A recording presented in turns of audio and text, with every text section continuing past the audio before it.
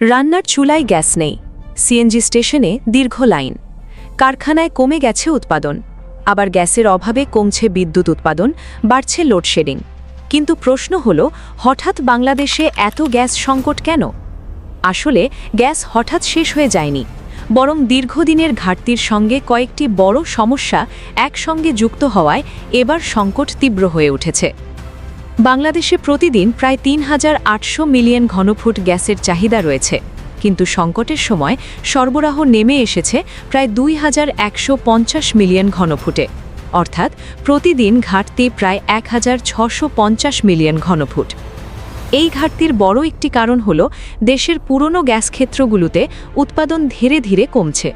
তাই চাহিদা পূরণ করতে বাংলাদেশকে বিদেশ থেকে এলএনজি বা তরল প্রাকৃতিক গ্যাস আমদানি করতে হয়। আর এখানেই তৈরি হয়েছে বড় সমস্যা। ২১ জুলাই মহেশখালীতে এক্সিলারেট এনার্জি পরিচালিত একটি ভাসমান এলএনজি টার্মিনালে আগুন ও গুরুতর কারিগরি ত্রুটি দেখা দেয়। সহজভাবে বললে, এই টার্মিনালে জাহাজে আসা এলএনজিকে আবার গ্যাসে পরিণত করে জাতীয় গ্রিডে পাঠানো হয়। টার্মিনালটি বন্ধ হয়ে যাওয়ায় এক ধাক্কায় প্রায় ৪৫০ থেকে ৬০০ মিলিয়ন ঘনফুট গ্যাসের সরবরাহ কমে যায়।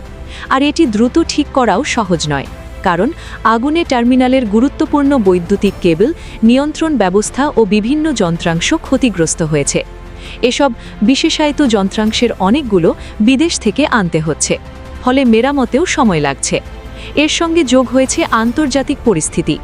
মধ্যপ্রাচ্যের যুদ্ধ ও ইরান যুক্তরাষ্ট্র উত্তেজনার কারণে এলএনজি সরবরাহে অনিশ্চয়তা তৈরি হয়েছে। বিশেষ করে কাতার থেকে পাওয়া এলএনজি সরবরাহ নিয়েও বাংলাদেশ অনিশ্চয়তার মধ্যে পড়েছে।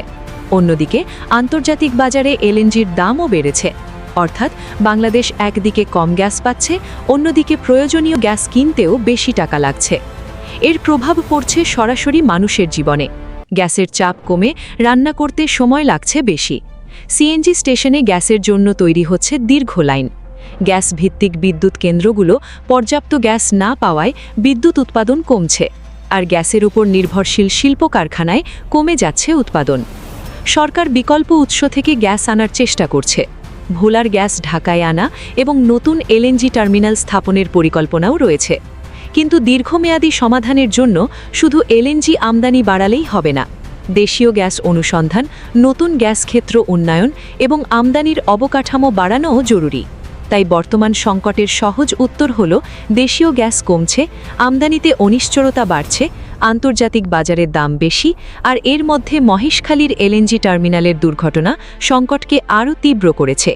এই কারণেই গ্যাসের সংকট এখন পৌঁছে গেছে চুলা থেকে কারখানা, দেশের প্রায় সবখানেই।